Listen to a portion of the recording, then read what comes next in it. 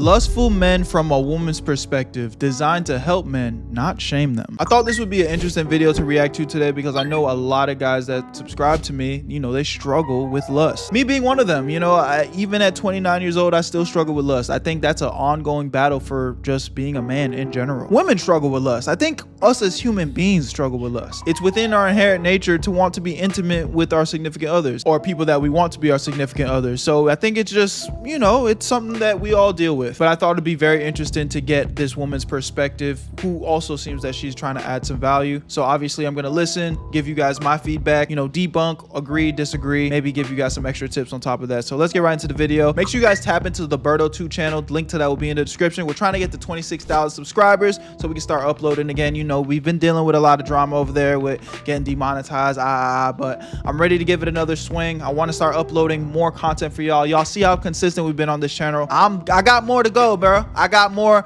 grind in me, more grit. So I got more content for y'all. I want to drop it on Berto 2. So y'all go subscribe to Berto 2. Let's get to 26,000 subscribers. We're at 24 right now. So quick, take 2 seconds. It's Berto 2. Link in the description. Come on, let's get right into the video. Let's do it. Where you at, Berto?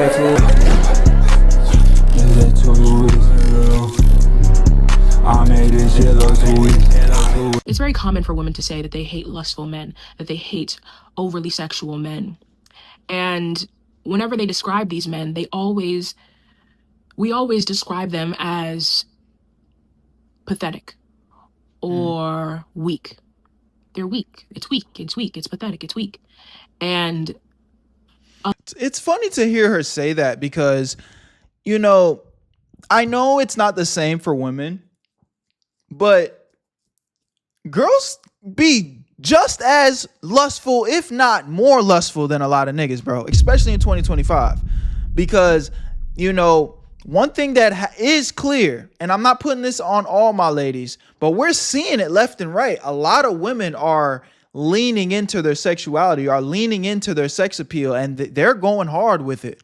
You know what I'm saying? We're seeing women get up to being paid over 50 million fucking dollars a year off of that shit. Now, it's on the backs of weak-minded, lustful men, but it is a two-way street here. Let's not, I'm not saying that's what she said, but I think we are in a society where women are pretty damn lustful themselves as well. a lot of the confusion behind us saying this comes from the fact that we do a very, very poor job at being able to explain what we mean when we say these things. Okay. And I kind of wrestled with it for a little bit myself. And instinctually, I knew what other women were saying. Like, I know what they meant. I know what we mean when we say it. But I couldn't explain it. So I wrestled with it for a little bit, and I found a way of being able to explain it. So that way men and women alike can all be on the same level of understanding as it pertains to why hypersexual men are typically undesirable. So the reason why women say that hypersexual men, that lustful men are undesirable is because of how our minds work as women. So as women, I don't know why I'm starting to feel like this is about to be a venting sesh of no accountability. Hey, bro, let me hear her out though, bro. I'm not on that, but it's just I'm starting to get hints of that. We understand, even if we don't want to admit it at times, that we're physically not the strongest. We're aware of this. And so we have to make decisions in order to protect ourselves. Okay. And that's typically one of the biggest characteristics that a woman will identify that she wants in a partner. Yes. I want to provide security, provide a man that leads. Okay. I want a protector. And essentially what she's saying is she wants a man who is a leader. Okay. And what's the one quality that no one, male or female, wants in a leader? Over-emotional. I would agree. 100%. And I talk about this all the time. As a man, it's not that you shouldn't show emotion, because you definitely, as a strong leader and a man, you have to be in tune with your emotions. So the answer is not to bottle up your emotions and, you know, kind of just act like they don't exist. But you have to be responsible with your emotions. You have to understand how to navigate through them without lashing out. You know, you have to understand time and place of when it's a safe space to open up. And, you know, that's another great quality that we look for in women. Because at the end of the day, you also, as a strong masculine man within his masculine frame that is a leader, you also should be able to open up to your woman. You also should be able to be emotional with your woman. But there's a time and place. You know, if your woman is being emotional with you and you're dealing with her issues at the moment, it's probably not the best time for you to be bitching and complaining about what you got going on. You know what I'm saying? So it's a balance, and there's a time and place. And again, as a leader, you as the man have to step into that role where it's like, okay, I'm in control. She's looking at me, putting me in the driver's seat. So I can't drive off the rails. Right now, if we got to deal with her emotions, let's deal with her emotions first. Let me make sure that she's straight first. Let me make sure that, you know, I understand what she got going on first. And then when the time is right, I'm going to pull it to the side. Hey, now that we've addressed this, now that we got this line, now this is also what I need from you though. You know what I mean? But I think what happens is motherfuckers get so emotional. Now they start talking over each other and so it's like, it's a two-way street for sure. But at the end of the day, like, more experience is definitely going to help a man kind of navigate his emotions and be like, okay, this is how I need to move. So sometimes those L's, sometimes you just got to take those L's in relationships. Sometimes you got to go through being an emotional man with a woman so you kind of understand, and you could take a step back and be like, okay, I probably should have did that a little better. And you add that to your repertoire and catalog of shit. So now you can fucking move forward and be better and stronger as a man. No one wants an over-emotional leader. No one. Now, typically men deem over-emotional to be any emotion that's viewed as feminine. So sadness, anxiety, things like that are typically deemed to. I've told you that before too, though. It's not just that though. Sometimes it be when your ass be too damn excited. Your ass get too goddamn happy and preppy. Your ass over emotional. You know, it's best to stay in that neutral space. And again, there's a safe way to do that, bro. I'm not telling y'all to be toxic and mask y'all personalities, bro. You know, also understand that different strokes go for different folks. And, you know, some women are going to appreciate a more giddy nigga. And some women are not going to really fuck with a nigga that, you know, is so super upbeat. So you got to find what works for you too.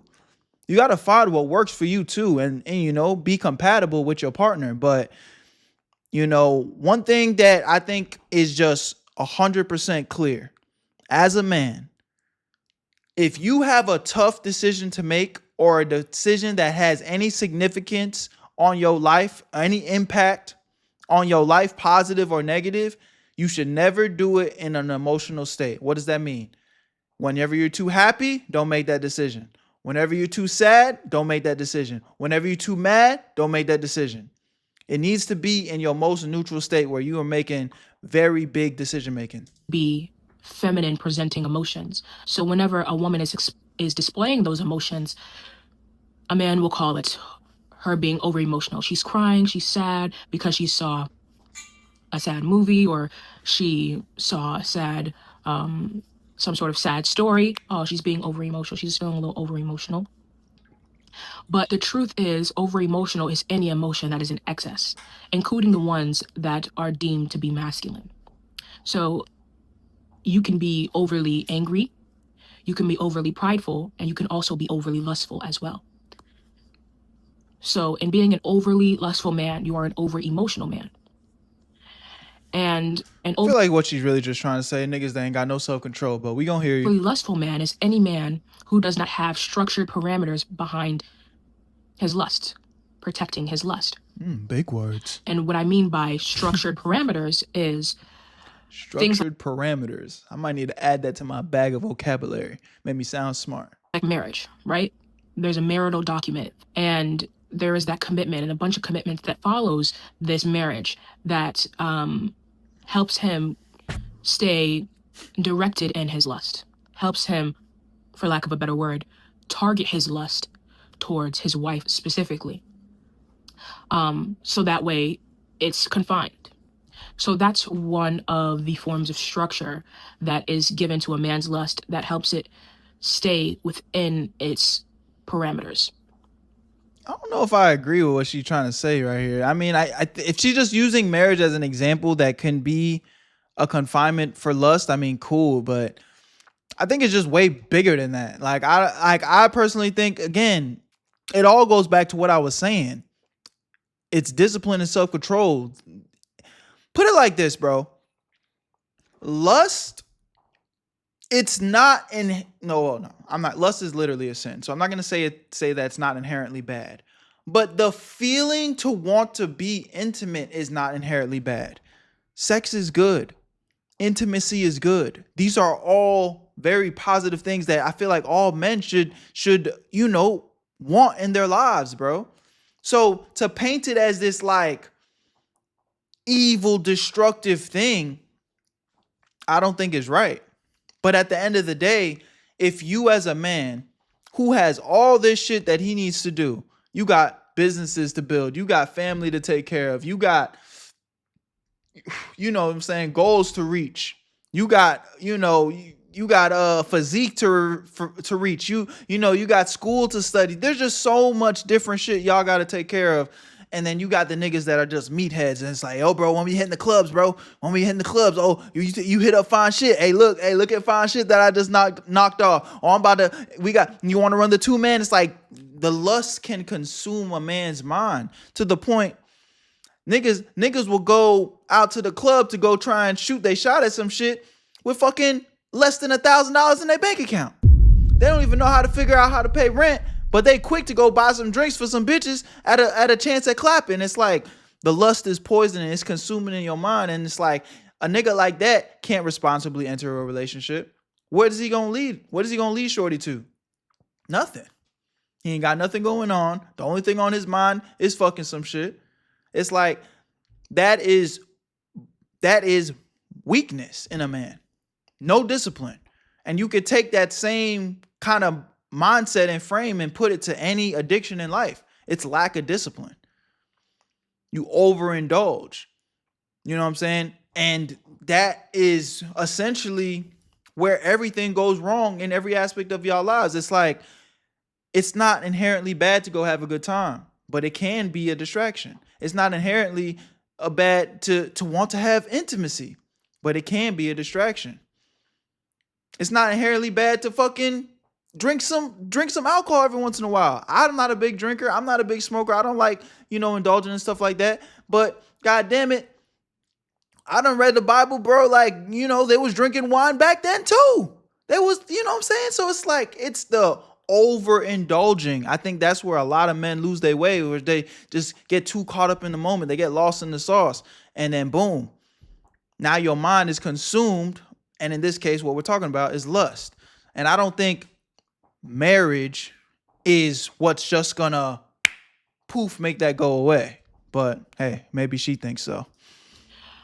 And without these parameters, the lust runs wild and it becomes inefficient and even at times burdensome. And we as women acknowledge that because we do have a lot of responsibilities that we're supposed to have within the house and even outside of the house if she's a working woman. So we, in general, tend to have a lot of responsibilities that we have to attend to. And we're able to see that if this man is overly lustful, when I'm in the kitchen trying to make the cake for our child's birthday party where all of their friends are about to come over and celebrate with us, and he's supposed to be in the backyard blowing up the bounce house, instead of him doing what he's supposed She's venting, bro. These scenarios just sound too damn specific. to be doing and letting me do what I need to do, so that way we can get this party on the road, he's going to be, if he can't control himself, right? He's going to be in the kitchen trying to bother me. He's going to be trying to stop me from finishing my tasks and doing what I need to do because he can't control himself. So it's just inefficient and it's ineffective and it tends to present as something burdensome. And as a leader, right, you need to be able to control yourself if you're going to have any say-so over anyone else. Nobody would want a leader that can't control themselves. That part's true. That can't rile in and discipline their lust. So A man without self-control is like a city broken in and left without walls. There's so many different moving parts to it, but that's really the main concept. If you are a man and you are super lustful and you cannot control your lust, as in reel it in to one specific person. I feel like her points are a little bit all over the place. But I can respect the overall message that she's trying to send, which is self-control. And I think that is more than reasonable. You know, again, I think I don't know why she thinks that marriage will just fix lust, because in the example that you just provided about the man, you know, over being lustful over his potential wife in that scenario, let's just say it was a married couple.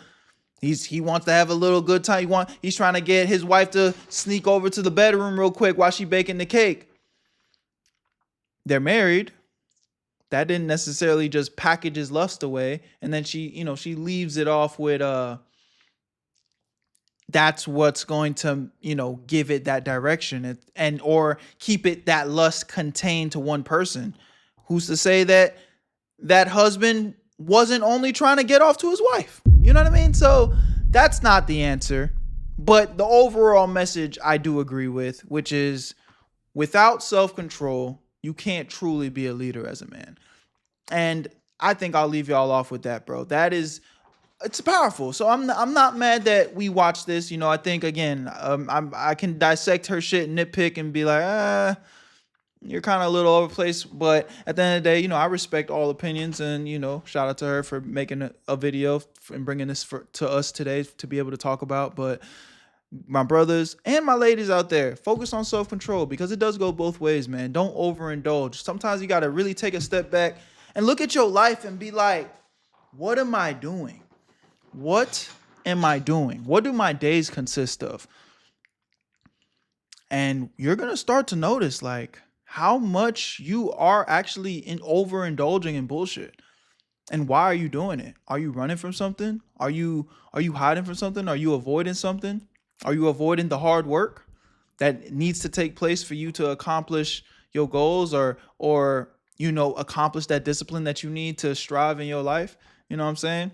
But y'all let me know what y'all think, man. I love y'all. Appreciate y'all. My name's Berto. Where you at, family? Make sure you guys tap into Berto 2. Link in the description. We're trying to get to 26,000 subscribers over there so we can get them uploads going, man. I'm in that zone, y'all. Y'all see how much I'm posting over here? I want to bring that same energy over to Berto 2. So I need y'all support, man. We was dealing with some demonetization issues, but we're ready to take another swing at it. So my community, I love y'all so much. I have the best community on YouTube, hands down. Where you at, family? Y'all know where to find me. Peace. Where you at, Berto?